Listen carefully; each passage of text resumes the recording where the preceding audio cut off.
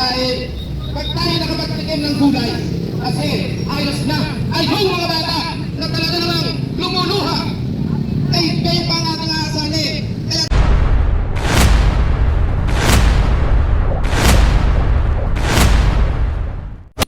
Natin sa ating lahat, sa unang Panginoong Diyos, ang makauwi tayo ng ligtas sa ating mga pinaglalaban.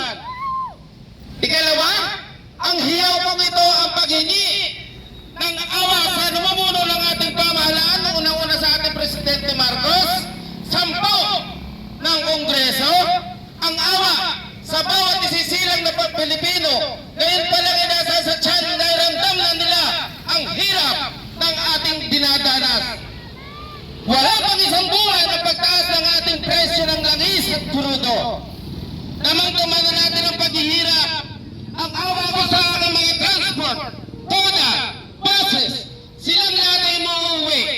Halos lahat ng kinikita nila ay pumupunta sa lahat sa krudo. Sa pagdragang makakapag-uwi ng kakainin sa bawat pamilya nila. Subalit, bago dumating ng hapon, halos wala pa rin silang naiuwi. Tayong matatanda na, wala na tayo halos pakialam sa ating mga kinakain. Pag tayo nakapagtikim ng gulay, kasi ayos na, ay yung mga bata na talaga namang lumuluha, ay kayo pa ang ating aasanin. Kaya tayo, sama-samang humilin sa ating pamahalaan na kung maaari, ibaba ang presyo ng gasolina at krudo. Kailangan muna ang kahirapan ng ating bayan. Wala sa pamumuno ng aming minamahal na Congressman Yalmer Temestre. Tanong ko lang, meron pong video kanina dito, yung in-interview ng JME, yung isang tao. Hinihingi lang ito. Sa ganitong problema, sa kanya lahat, sa atas, ang mga kahirapan ng buong unang distrito at ng lahat ng lalawigan ng Pilipinas. May mga bagay, dapat ng unang pansin ang paninibaka. Kaya ko, hindi naman po dapat na namin ito. Dahil naman po na pinapupunta dito. Kaya sa kailangan natin pupunta ang meeting. Ako po, ay isang presidente naman ng Barangay Agad. Sakot na rin ang Barangay Manila. Bago ako dito upang kayo ay aking magkaisa. Paglaban, lumabay-nain. Dahil sa loob ng isa, dalawang buwan pa, hanggang naramdaman natin ang mga ginagamit natin sa ating pagluluto. Isipin nyo, isang linggo pa, 2,000 na ang mga LPG. Dahil makakuha sa level ko na dito ng ganyan. Sa kaunti, tinitingkas sa pamamasada, wala naman pamasahe, dahil sa kawalan sa mga commuter, kasi ang kasuper, operator, driver, isang bayani para kaya ang hiling ko sa ating pamahalaan ay piliin ang lahat bilang isang mabuboto. Lalong higit ang aking minamahal na congressman ng buong lalawigan ng unang distrito. Kami po ay talagang sobrang tapang sa ngayon dahil ang una namin ginagawa sa Sandigan ang pagtulong ng ating dating congressman Leandro Lereste. Kuni po ang aking hinahin, sana po bigyan ng ating pamahalaan ang awa doon sa mga batang isisilang pa. Parang awa niyo na po, tingin nyo ang aming hinahin. Lalo higit po sa mga graduate group, silang mga bayani ng kalsada. Kailangan may baba. Kung hindi man tulungan may baba, maramdaman nila na sila'y kumikita. Ang nangyayari, imbes na bumaba, isang araw, 6 na piso, ang increase, araw-araw. Kaya kahapon, 133, pagdating ng umaga, 143. Gaano kalaki ang ating na pisong paghihirap ng bawat transport driver? Maawa po sana kayo. Hindi po namin sa ating pamahalaan ng Kingkin at lalong higit ang pagtubay ng ating pong may kapal. Maraming salamat po.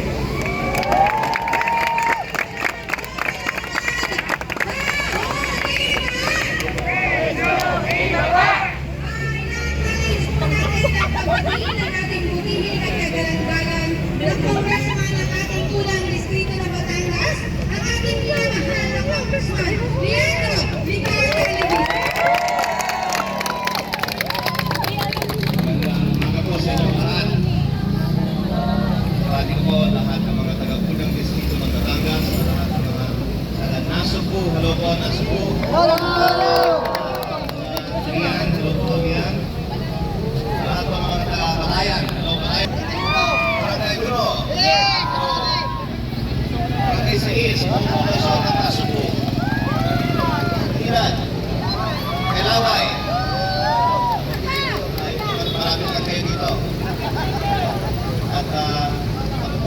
nagpapasalamat sa inyo dahil ito po ang ating ikatlong araw na sa Liwasang Bonifacio at malaki po yung sakripisyo sa pagpunta at pag-stay dito at ito ay siyempre para sa buong bansa at para din naman sa dito ng Batangas.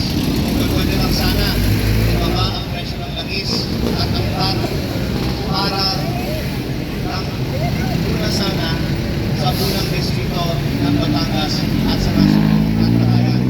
Pero siyempre ang ating mga batas ay pang-national. Kaya kailangan natin galing pa sa Batangas dito sa Manila para angkulahan ng national na pamahalaan ang kinakailangan baba ng VAT at presyo ng langis para sa buong bansa.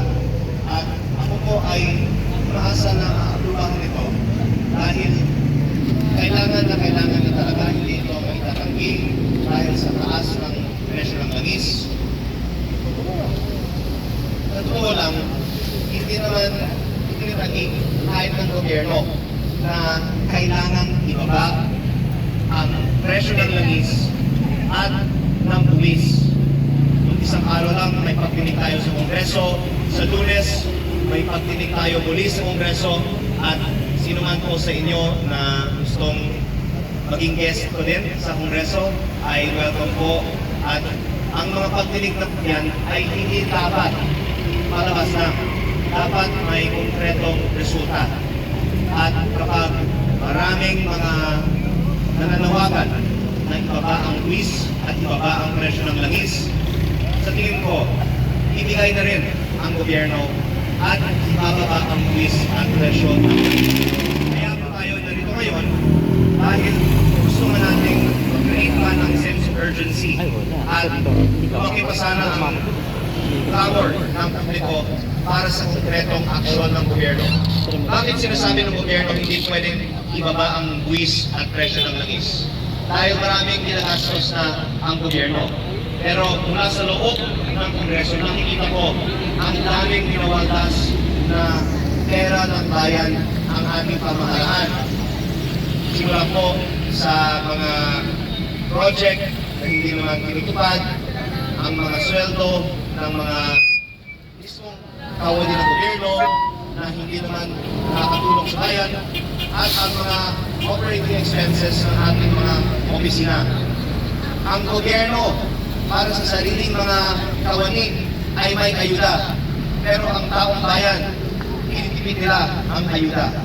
At ang lahat ng gastos ng gobyerno ay nanggagaling naman sa taong bayan.